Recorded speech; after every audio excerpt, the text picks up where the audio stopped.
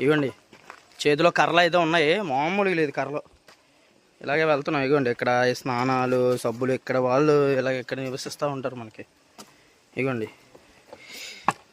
10 రూపాయలు కర్ర. నాకైతే మాత్రం ఇంకొక అన్నయ్య ఇచ్చాడు, ఏదో దేవుడిలాగా ఇచ్చాడు నిజంగానే. ఇగోండి ఇక్కడ వాటర్, ఈ వాటర్తో వాళ్ళు స్నానాలు ఇక్కడ ఇవి చేసుకుంటూ ఉంటారు. అయ్యో బ్రో చేతిలో చూడండి గొడ్డలి ఎలాగుందో.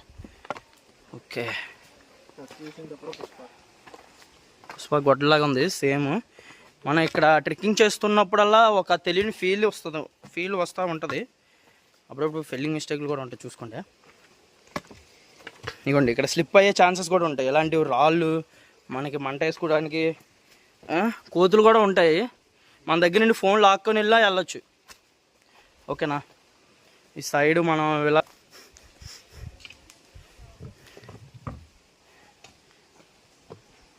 ఇక్కడ సింహాలు, పులులు, చిరుత పులులు అన్నీ ఉంటాయి.